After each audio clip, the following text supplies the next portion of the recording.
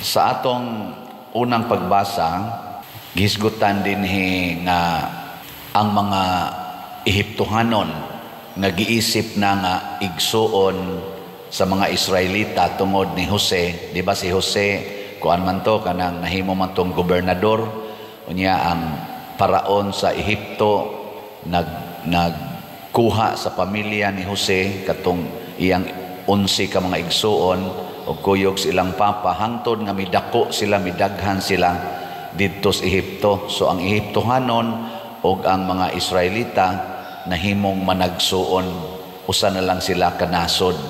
Pag-abot na gyud sa panahon nga ang mga Israelita gibendisyonan si Ginoo, niso dayon ang gitawag nato og yawa. Giyawaan ang hunahuna sa bag-o nga leader sa Ehipto, Pharaoh, og nahadlok na siya nga basin unyag unayon sila gubat sa mga Israelita, mapildi na sila kay daghan naman kayo.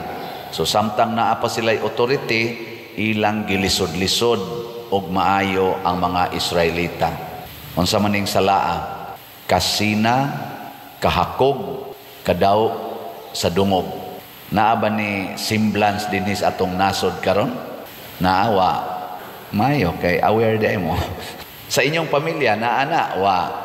Kana bang managsuon, magbinangiay ba kay yay, murag sikat ni sa akong amahanda. Daog-daogon ko ni.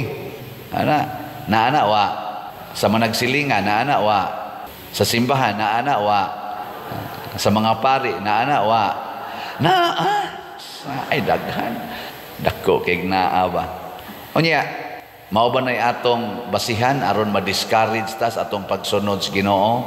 Dili. Mo nang niingon si Kristo, awari usa tas atong tubag sa Salmo niingon, ang atong hinabang anaa sa ngalan sa Ginoo.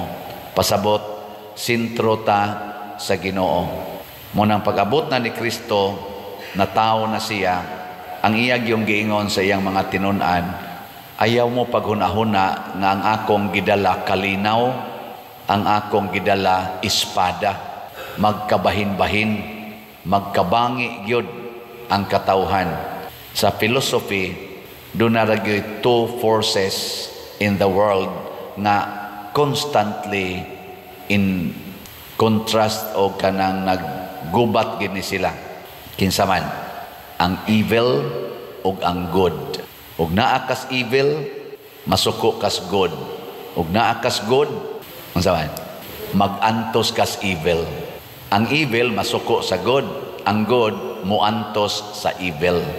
Sa team Marcos o sa team Duterte karon, kinsa ka nilay good o kinsa nilay evil? Mailhan na nimo, kadtong nagantos o gipaantos mautoy good or duol-duol sa good. Kadtong di gustong muantos, magpahayahay gyud nya mo paantos sa uban, mautoy evil. Guess who? Mao na sa atong pamilya, naamasad na ang presence sa evil o sa good. Magkabangi gyud mo dias pamilya matupang Kristo, ang imong pinaka ngilad nga kanana ang labing ngilad mong kaaway naa na sa inyong pamilya. Mo nang niingon si Kristo, higugmaon gay nimong imong pamilya, imong bana, asawa, anak, ginikanan, labaw kanako. Di jud kaangay nako kay si Kristo is absolute good man siya. Absolute good. Unya kun ato na siya ganing isalikway tungod kay nahigugma na ta sa tao nga atong kuyog sa kinabuhi, awa na evil na ta kay gisalikway man nato ang absolute good. Gilingay mong tupad ingna good ka, ingna good. Kanang magpakolor ka sa imong buhok, good ka o evil? Ato lang ginagmay evaluation ba? Kanang mongiskis ka kilay nya imong badlisan, good ka o evil? Basig imong gisalikway kay si Kristo baya nahimo siyang good because He is also truth. He is truth. Nya kung kuluran nimo imong buhok, truth pa na ang imong giapas o lies. Nahimo sang evil ang yawa tungod kay prince of lies, pamakak. Ug imo na nang badlis-badlisan imong kilay, truth pa na. Huy, tubag. Gamit ka ng kondom. Kunuhay, naminti ninyo kay inyong anak duhar gyud ka buok pero nagpalaygit day ka, nagkondom day ka, nagpills day ka, kamatuoran day na. Nag-abortion pa ka. Labing kunuhay kay mo, inagbayay gyud, pinangga kay nimo nya, kabit ra day na nimo, good pa na. Nagkahiusa gyud mo, wa gyud mo mag-away. Unya mutabang pa mo din ni simbahan, unya gapuyo-puyo ra di ay mo. Unsa man na, good pa na, truth pa na.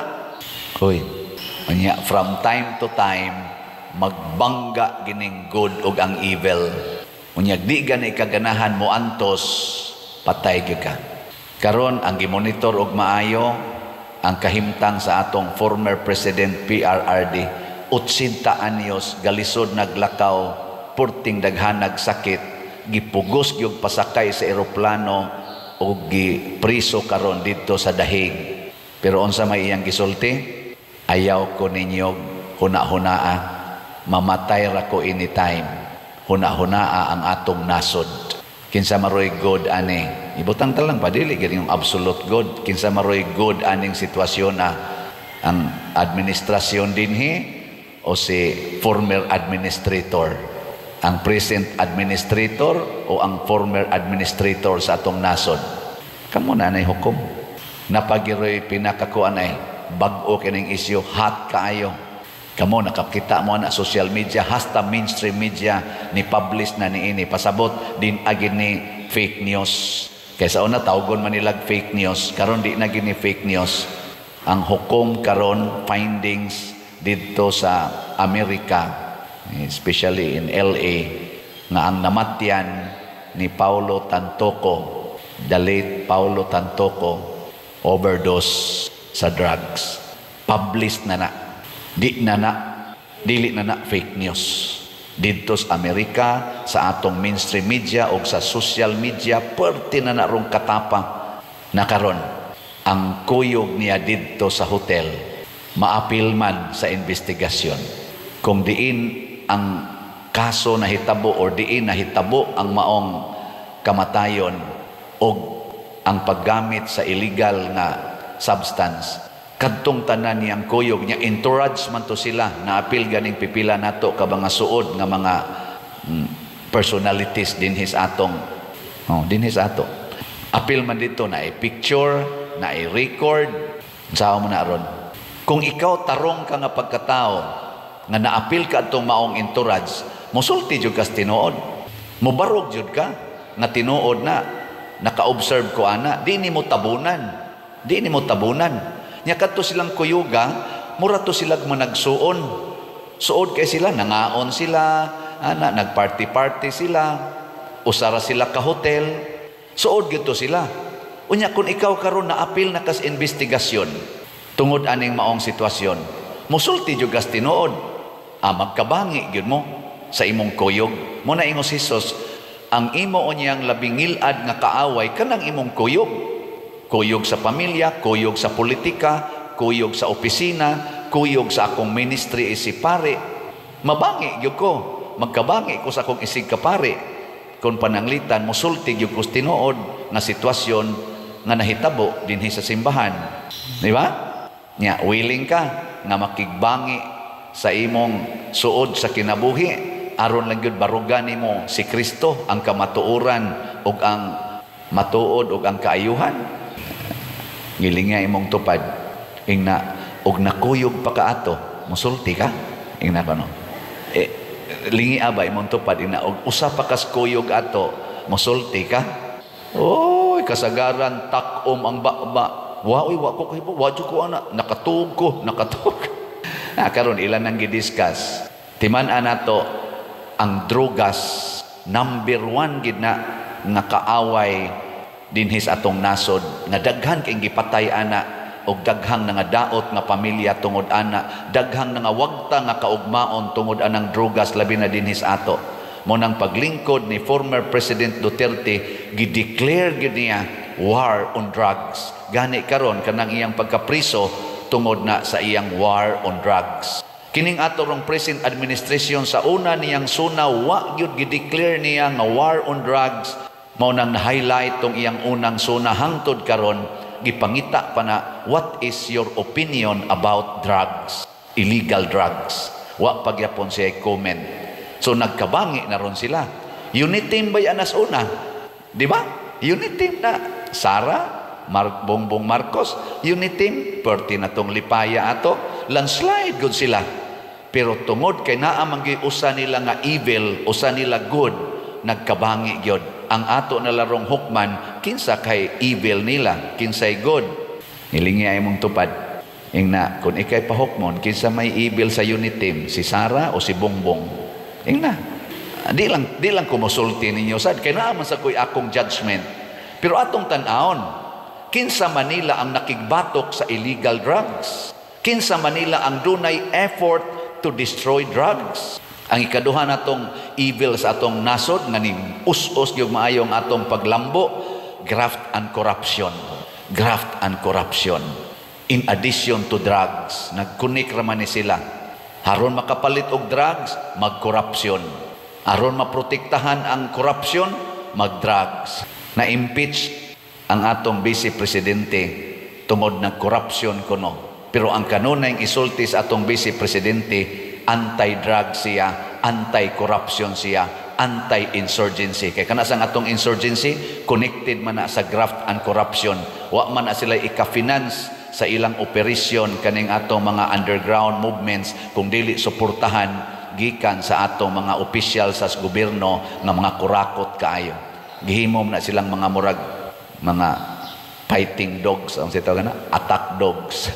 Pag terrorize ba, hadlokon ang katong mutingog, inigtingog, paskinan dayon ka, hadlok na lang kam tingog.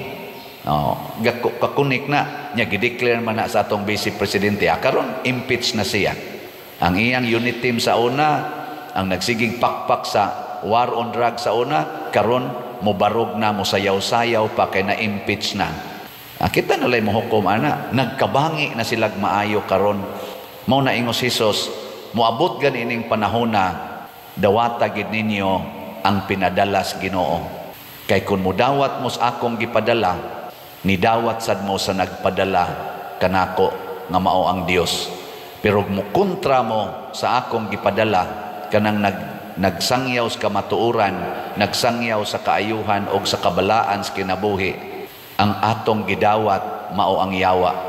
Mao na ni ron, ni resulta na siging pangsalikway anang naang mga tao nga nag-advocate, pilago na kabuok na nga priso, na nga contempt dito sa Congress, ana nga nagsulti ba, anti-drugs, anti-corruption, na nga contempt sila, gubot kaayo, luoy kay tan-aon. Hangtod karon gani, napay-uban, wapa kagawas sa prisuhan.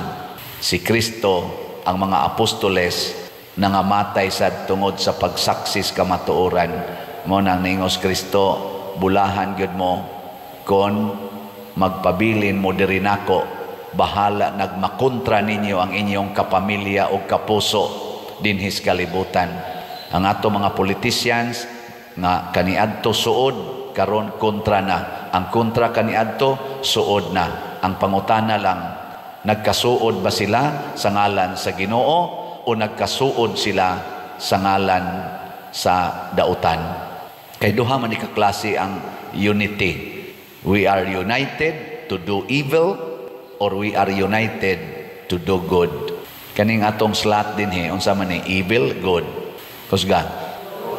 Unsa may gamitan ninyo sa inyong kwarta ron? To buy slots or to buy new shoes or new dress. Sige.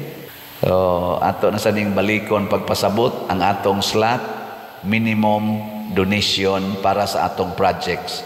Ang ato rong duha ka projects nga nahibilin kaning Grace, ang pagbayad atong 70 million kay wala man ta adto sana ato ipadama ni nako dadon ko ning adto sa Compostela karong August 5 sa akong bagong assignment. Dadon ko ning 70 million, pero inyo ning hotdog palit karon kutob karong August 5. Gaan kay ng akong lawas mo travel ngadto sa kuan. Mabutang niingon ko ayaw na lang ng despedida kay moingon mong despedida. Unsa man ang pasabot anang despedida? Maayong pagpanaw. Unsa ang pagpanaw nang akong higot 70 million? Angayan pa na inyong dispedidahan nga gadaha ko sa 70 million para isulbad sa atong utang dinhi sa atong parokya. Dado na nako didto. Unfair ba yan na sa laing parokya? Pero kay lagi di man sa dawaton sa mosunod nako mo respeto sa kuniya. Ako ning antuson kamulay pahimos aning facility nga gibayran nga part anang gibayran nato anang 70 million. Ako lay mag-antos og pangita og kuan. Ya katong gustong mo antos kuyog nako, hala palit mog slots kaning grace. Minimum 100 pesos usa ka slot. Nya maximum wa nay limit. Ana 100 pesos. Nya naa ni siya 70 slot challenge, 7,000 ang kada challenge. Pila na may atong halin as of yesterday. Niabot nag 5,154 atong halin. Na apay 694,846 ka slots nga available, 100 pesos per slot. Di lang ta mag-uol aning dako pa kaini, pero kitang tanan nga gustong mosunod sa Ginoo, gamito nato atong kwarta ipalit aning slot, sunod natong mata makaingon ta, hala nahurot man di ay pila man roy akong subscribers, mga 256. Ibutang nato ang mga viewers nako kanang nag-TikTok nga akong humili, gi-Reels, gi-Facebook, nang YouTube. Sobra man gyud mo sa mga 1 million kada adlaw tibuok kalibutan. Ug mopalit mo tag sa kaslat. Ano bang maingon mo ba? Ay magpadadit ang father oy, usa lang kaslat, 100 pesos. 694 agod ni 1,000. Nya og ang 1 million mopalit og tag sa kaslat. Igkaugma igmata nako unsa may mahitabo? Hoy tubag mo hurot na. Pero lagi kun mudawat mo sa akong gitanyag, ni dawat sad mo nagpadala nako. Pero di mo mudawat ani kay ang inyo gyung hunahuna ipalit gini nako aning ako mga pangandoy nga mga butang. Wa mo mudawat sa gitanyag kay matud pagay Kristo bisag magpainom lang kag usa ka basong bugnawng tubig sa gipadalas Ginoo makadawat gyud kag ganti. Nya kaning mopalit mo usa ka slot 100 pesos, dili ra na equivalent sa usa ka basong bugnawng tubig oy. Nya inyo nang gibuhat tungod kay ako pinadala ko sa Ginoo, pare gog ko. Di ba? Ana ha, mura gini akong gilauman nga makasabot ta ana. Ako sad sige sa kog palit og slot. Di sad ko ninyo mabitin aning pagpalit og slot. Sugod pa adtong 2020 nga nagsugod kog baligyag slots. Usa sad ko sa mga great buyers ani. Kay na masag ko'y akong kwarta sad kada semana dupa-dupa. Nya kining atong para itukod og balay kaning Christ Transforming Union or CTUMM, ang atong halin niabot nag 4,342, 2,658 na lang ang nahibilin, 100 pesos per slot. Nya do na sad ni 61 slot challenge nga tag 6,124 na sad ang atong nadawat ka challenges. So pakpakan nato ang atong namalit og slots. Salamat kayo. Kani paslat-slat lang ni. Gagmay ra ni 100 ra ni. Pero mura nig buy sa Hulmigas or buy sa Anay or buy sa Putyukan kanang bis. Ginagmay ra ilang dadon, ibutang dito, i-contribute, ginagmay, hangtod mo bundo na ang ilang balay, hangtod dako na kay nang tawag ko na tog tabog sa Putyukan nga kuwao na nila tagsa na kabaldi ang hani nga makuha. Gikan atong ginagmay kaayo. Mo nang gitawag og bahalag ginagmay basta kanunay. Ana. Last na lang lingi sa imong tupad. Ingna kapila ka mo palit og slot kada semana. Ingna kapila man ka mo palit og slot kada semana. Nya moingon na siya kausa lang sa kana. It's good. Pero moingon gani ka kausa las usa ka tuig, murag questionable. Sige na manindog na ta.